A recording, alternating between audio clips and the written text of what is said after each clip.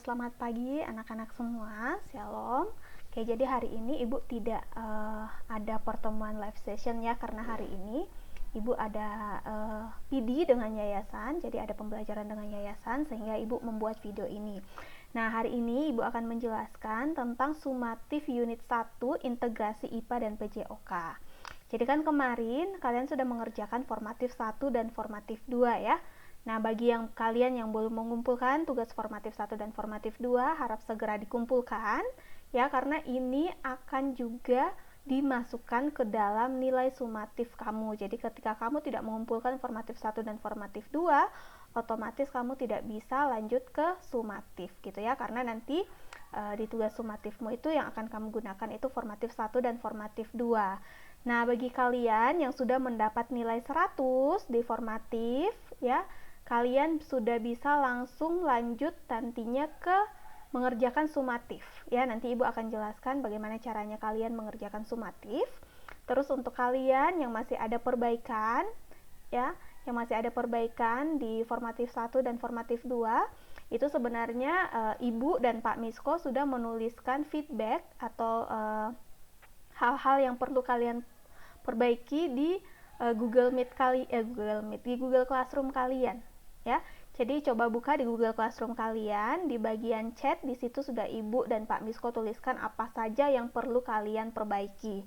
Nah, kalau misalnya kalian kurang paham dengan yang Ibu atau Pak Misko tuliskan, kalian boleh bertanya kepada kami melalui WA. Jadi di chat saja secara langsung ya.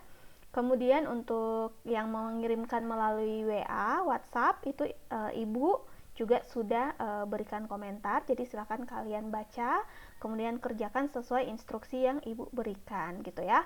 Nah, kalau misalnya sudah selesai dikerjakan, untuk mengecek apakah pekerjaan kalian sudah benar atau masih ada yang harus diperbaiki, kalian boleh kirimkan ke Ibu ya. Bisa melalui WhatsApp, bisa juga melalui Google Classroom. Jadi kalian kirimkan ulang, yang lama tidak usah dihapus ya. Jadi tambahkan saja filenya, kemudian kirim ulang, submit ulang gitu ya.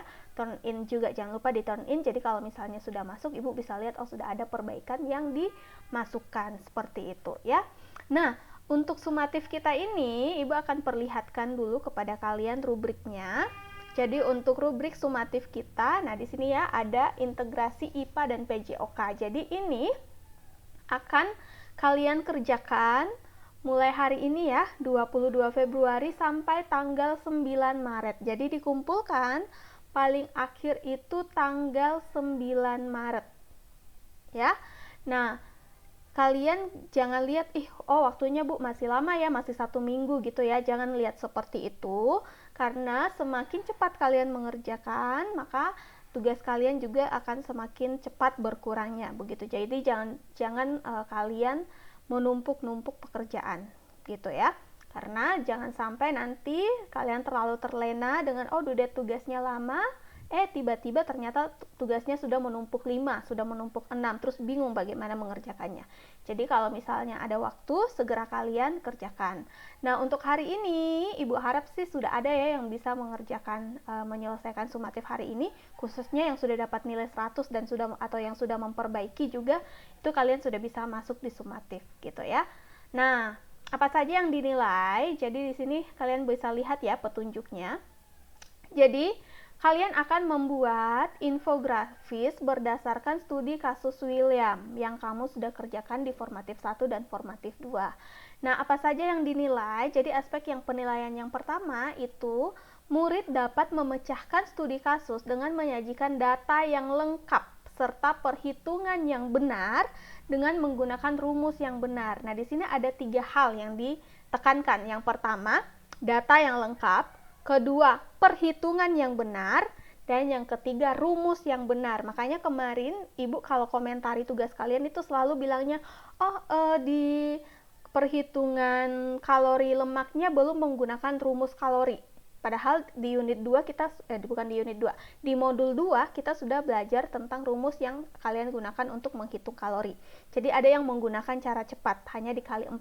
Harusnya gunakan rumus kalori. Kemarin kan sudah diajarkan ya, X kalori sama dengan gram dikali kalori. Jadi kalau protein 4 ya, berarti 4 kalori per 1 gram. Jadi itu yang kalian gunakan rumusnya ya.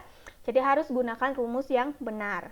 Kemarin juga kalau misalnya ada yang rumus KKT-nya yang salah ya, kebutuhan kalori totalnya salah, ibu akan sampaikan, oh kamu rumusnya salah gitu. Jadi ingat.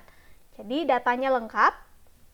Data lengkap apa yang dimaksud di sini? Di situ ada 6 pertanyaannya, itu harus lengkap. Kemudian yang kedua, itu harus perhitungannya harus benar. Oke, jadi makanya kemarin walaupun di formatif pertama kalian misalnya sudah dapat nilai 90 gitu ya. Cuma karena misalnya karbohidratnya salah hitung atau karena gram proteinnya salah hitung, ibu suruh perbaiki. Kenapa? Karena untuk masuk di sumatif ini. Jadi itu semua harus benar. Silakan kalian perbaiki, ya. Kemudian yang ketiga, rumus yang digunakan harus benar. Jadi jangan menggunakan cara cepat, tapi gunakan rumus yang sudah dipelajari. Di modul yang keempat itu semua rumus di situ sudah lengkap ibu tuliskan. Ya, kemarin juga ibu lihat masih banyak yang menggunakan ketika menghitung protein dan lemak itu menggunakan muscle gain gitu. Jadi nanti kalau kalian gunakan perhitungannya muscle gain, berarti William tidak akan menurunkan berat badannya, tapi dia berat badannya akan semakin naik gitu. Jadi harus hati-hati. Ingat yang digunakan ada fat loss ya. Protein 2 kali berat badan sekarang, kalau lemak 0,5 atau setengah dikali berat badan yang sekarang. Jadi itu yang harus kalian ubah ya, harus diperbaiki jawabannya ya. Ibu sudah sampaikan kepada kalian semua bagian mana yang salah, silakan dibaca kembali chatnya ibu ya. Oke. Nah, di sini kalian bisa lihat ya, ada rentang nilai 50 sampai 69. Nah, rentang nilai 50 sampai 69 ini berarti kalian tidak lulus. Ya, berarti secara otomatis nantinya kalau misalnya di unit 2 kamu tidak dapat nilai 90 di sumatifnya, maka pasti nilaimu akan di bawah KKM. Ya, berarti nilai rapornya merah gitu ya. Nah, ini hanya memenuhi satu kriteria saja. Oke. Nah, nilai 70 sampai 79 ini kalau kalian dapat menyajikan penggunaan rumus yang benar, artinya dari nomor 1 sampai nomor 6 itu kalian gunakan rumus yang benar ya. Yang kedua, murid dapat menyajikan perhitungan berat badan ideal dengan benar ya. Yang ketiga, murid dapat menyajikan perhitungan kebutuhan kalori basal dengan benar. Dan yang keempat, itu murid dapat menyajikan perhitungan muscle gain atau fat loss sesuai kasus yang ada. Jadi kalau misalnya kalian sudah tentukan, William ini dia harus fat loss begitu. Jadi nanti kalian harus hitung fat loss-nya itu harus benar jumlahnya gitu ya. Nah, nilai 80 sampai 89 itu murid dapat menyajikan perhitungan KKT dengan benar dan murid dapat menyajikan perhitungan KKT fat loss dengan benar. Oke. Jadi kalau misalnya kamu misalnya ketika ibu memberikan feedback kepada kamu, misalnya berat badan ideal salah, KKB salah, KKT salah, KKT fat loss salah. Terus kamu perbaiki. Yang kamu perbaiki hanya berat badan ideal dan KKB. Berarti kamu nilaimu hanya di 70 sampai 79 karena kamu belum memperbaiki KKT dengan KKT fat loss. Seperti itu ya. Nah, kalau kamu nilainya mau bagus, mau dapat nilai rentang 90 sampai 100, itu silakan kamu perbaiki semua yang salah.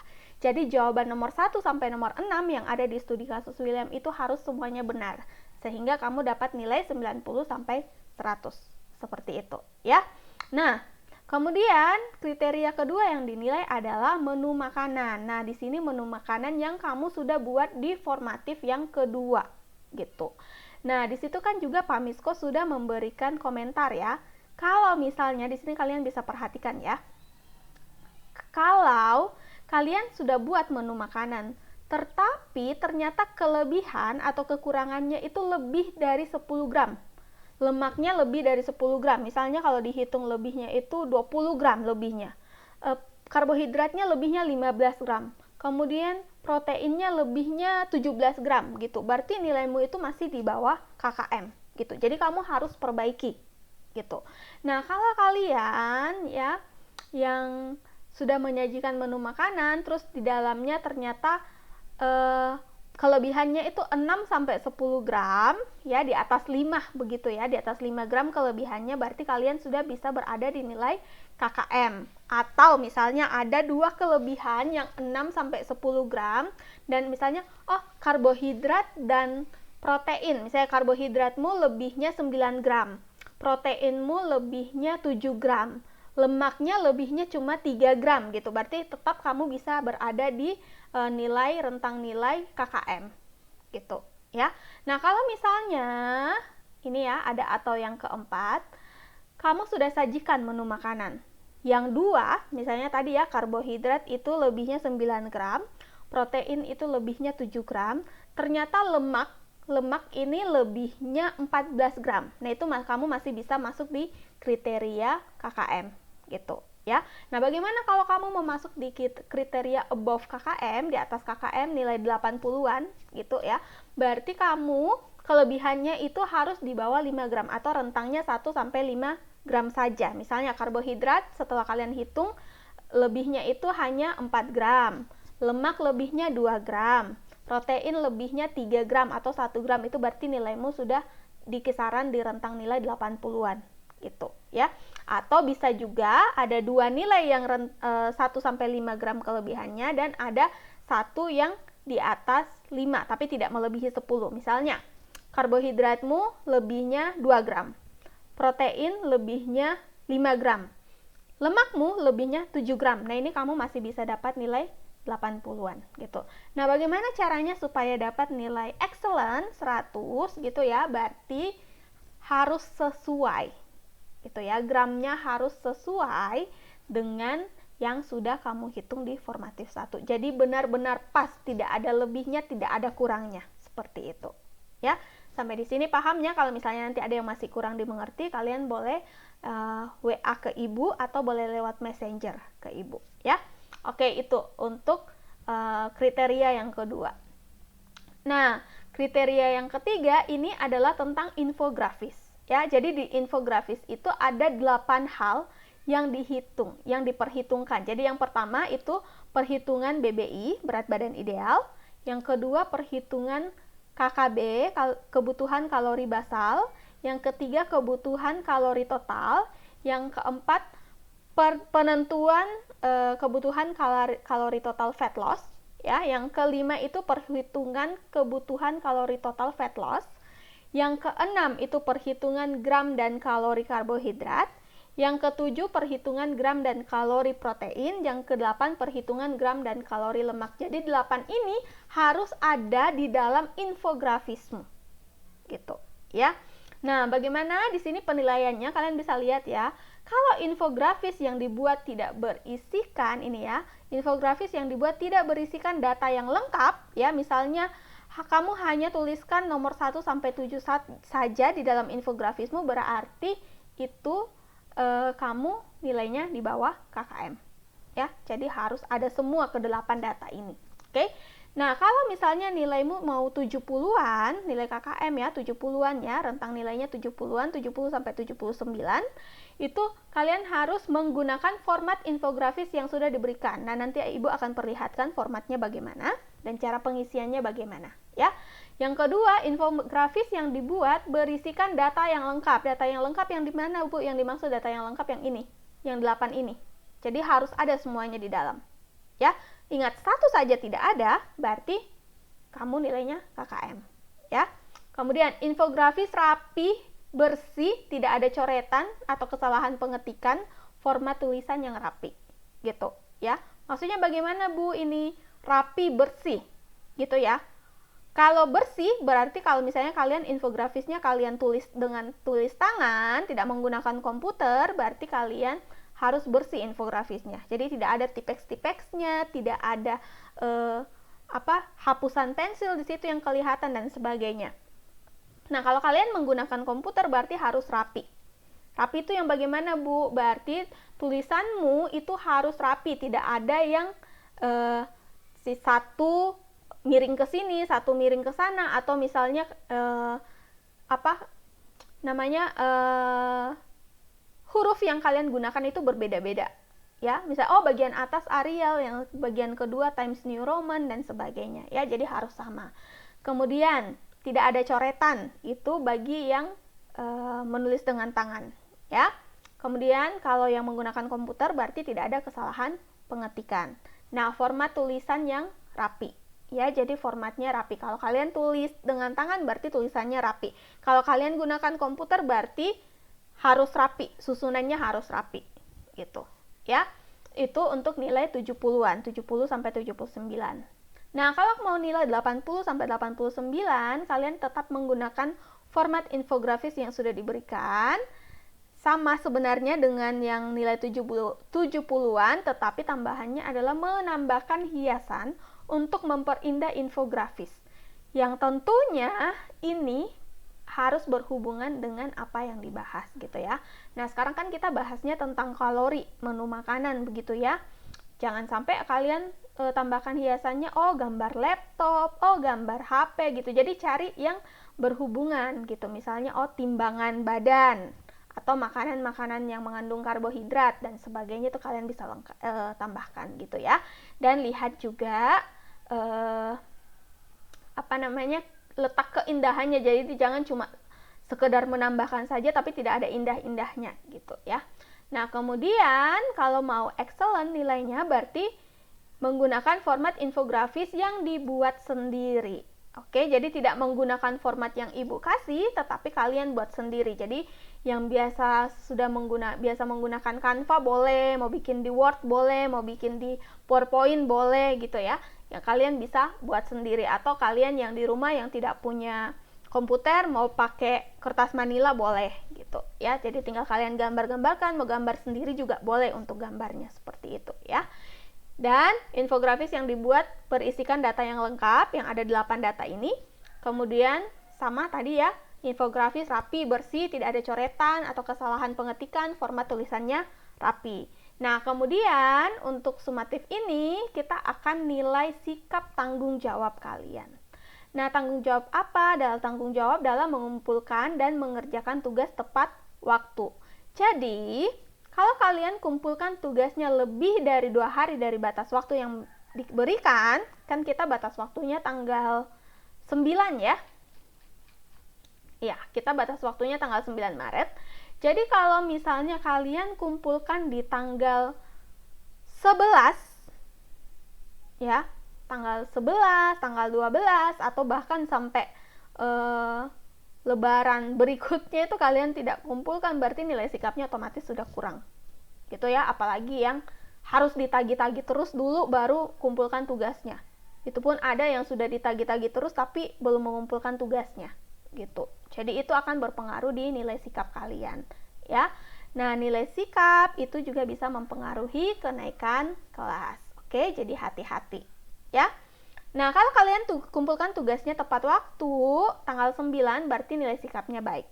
Kalau kalian mengumpulkan tugasnya lebih cepat dari batas waktu yang sudah ditentukan, berarti nilainya sangat baik. Misalnya, hari ini ternyata ada yang sudah bisa menyelesaikan infografisnya dan dikumpulkan hari ini, berarti otomatis kalian itu sudah mendapatkan nilai sikap sangat baik. Seperti itu. Ya, oke. Ini rubrik penilaian yang akan kita gunakan di dalam sumatif. Nanti kalian boleh baca lagi ya, silakan dibuka kemudian dibaca lagi. Kalau ada yang tidak dimengerti, kalian boleh infokan ke ibu, tanyakan ke ibu lewat messenger atau WhatsApp ya.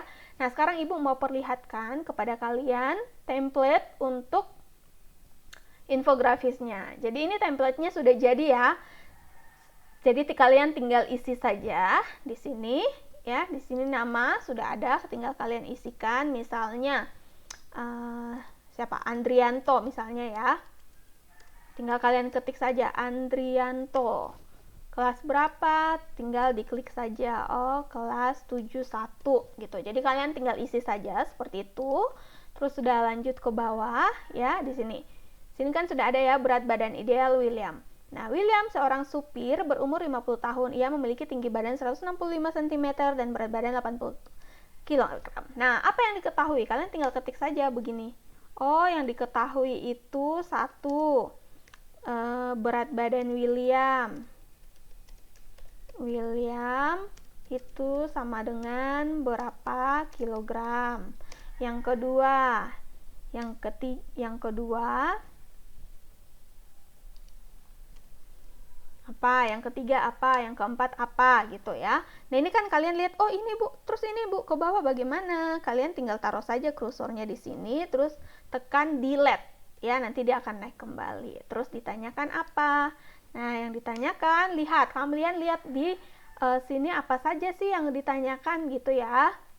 Nah yang ditanyakan, satu, lihat sesuai dengan studi kasus yang diberikan. Oh kemarin kan kita disuruh hitung BBI, 2 KKB, 3 apa dan seterusnya apa gitu. Kalian nanti kalau ini tidak cukup gitu ya, kalian bisa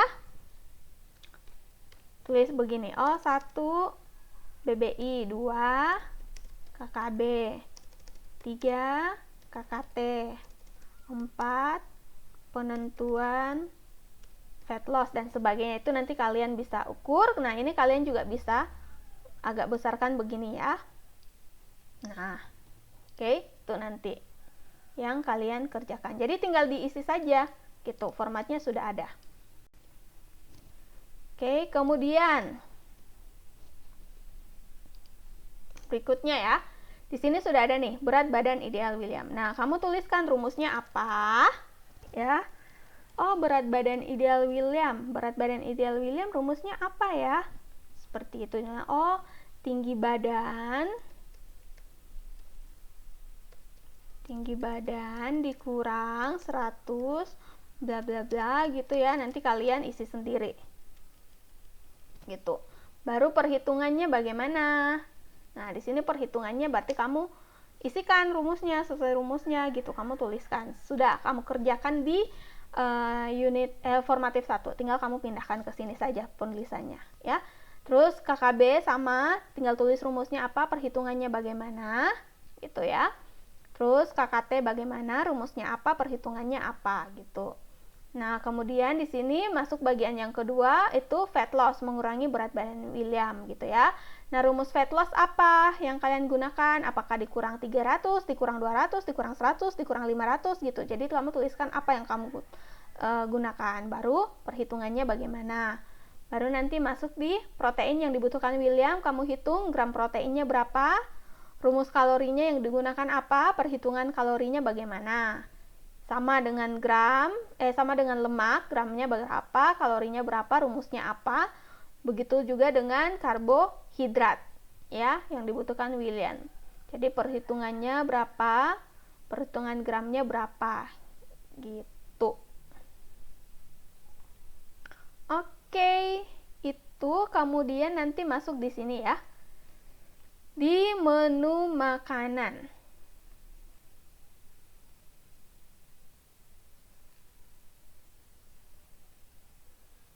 Oke, masuk di menu makanan. Di sini kalian tinggal isikan saja. Oh, untuk makan pagi jenis makanannya apa? Kemudian berapa gram? Protein berapa gram? Lemaknya berapa gram gitu. Nah, kamu kalau misalnya mau tambah Bu, ini kolomnya tidak cukup. Ya sudah tinggal ambil saja sini layout, terus ini insert below gitu ya. Mungkin kalian sudah tahu gitu ya. Kalau mau hapus, Bu ini makan siangnya kelebihan 1 kolom. Bagaimana kalau mau saya hapus? Sudah ini delete rows gitu, udah terhapus dia gitu ya. Jadi seperti itu saja. Oke. Jangan lupa di sini ada jumlah gramnya. Jadi setelah kamu isi, pokoknya ini sebenarnya tinggal kamu isi saja apa yang sudah kamu kerjakan di formatif 1 dan formatif 2 gitu ya. Kemudian yang terakhir itu ada refleksi. Nah, ini kamu akan isi. Jadi apa pengetahuan baru yang kamu dapatkan dalam pembelajaran ini? Jelaskan ya. Oh, setelah belajar materi IPA dan PJOK, pengetahuan baru yang saya dapatkan adalah apa? Gitu kalian jelaskan. Kemudian hal apa saja yang sudah kamu lakukan dalam menyelesaikan tugas dalam pembelajaran ini? Oh, apa saja yang sudah kamu lakukan? Misalnya, oh saya berusaha mencari materi tambahan di internet, atau setiap saya kesulitan, saya bertanya ke Bu Wanti dan Pak Misko, seperti itu. Jadi itu yang sudah kamu lakukan. Nah, yang ketiga itu, hal apa yang kamu mau ubah atau tingkatkan dari dirimu sehingga dapat mengikuti pembelajaran dan mengumpulkan tugas-tugas selanjutnya dengan tepat waktu. Jadi misalnya, karena unit 1 ini sepertinya saya agak lambat begitu mengumpulkan tugas, atau Bu Wanti dan wali kelas saya sudah sering menghubungi saya tapi saya abaikan, seperti itu ya. Jadi kamu bisa tulis, untuk unit berikutnya saya akan rajin bertanya kepada wali kelas dan kepada guru mata pelajaran, misalnya seperti itu. Atau saya tidak akan malu bertanya kalau saya belum mengerti tugas yang diberikan, seperti itu. Oke, jadi itu saja yang Ibu sampaikan kepada kalian. Kalau misalnya nanti ada pertanyaan, silakan boleh WA ke Ibu. Nah, untuk kalian yang tidak punya laptop dan tidak bisa mengedit secara langsung ini ya, tidak bisa diedit secara langsung, itu kalian boleh print. Ya, boleh print, silakan di print kalau punya print di rumah atau punya bisa minta tolong mama atau papa printkan di kantor gitu. Kalian bisa download filenya terus print di kantor, baru kalian isi pakai tulis tangan, itu boleh ya. Atau kalau misalnya memang tidak ada sama sekali yang bisa kalian lakukan untuk mengambil ini, mencetak ini, maka kalian bisa membuat sendiri ya. Boleh gunakan kertas HVS, boleh buat dalam kertas manila itu. Jadi intinya adalah rubrik penilaian tadi yang menjadi patokan kalian gitu. Nggak harus sama gambar-gambarnya seperti ini, tidak harus sama, tetapi intinya adalah kedelapan hal tadi yang dinilai ya, yang ini ya, ada aspek penilaian yang ini, yang kedelapan ini itu harus ada di dalam ya, harus ada di dalam. Oke, itu saja yang Ibu sampaikan. Terima kasih untuk semuanya. Hari ini silakan sisa waktunya kalian gunakan untuk memperbaiki jawaban-jawaban kalian yang masih salah. Yang sudah jawabannya sudah benar semua, yang sudah memperbaiki jawabannya, boleh lanjut mengerjakan infografis ini ya. Bagi kalian yang belum mengumpulkan formatif 1 dan formatif 2, segera dikumpulkan, selesaikan hari ini kemudian dikumpulkan. Oke, supaya kalian bisa lanjut untuk mengerjakan sumatif ya. Nanti untuk kalian yang mau memprint template ini, nanti Ibu akan sediakan dalam bentuk PDF supaya ketika kalian print itu bentuknya tidak berubah gitu ya. Oke, terima kasih semuanya, selamat belajar. Selesaikan tugasnya hari ini dengan penuh tanggung jawab. Tuhan Yesus memberkati. Terima kasih.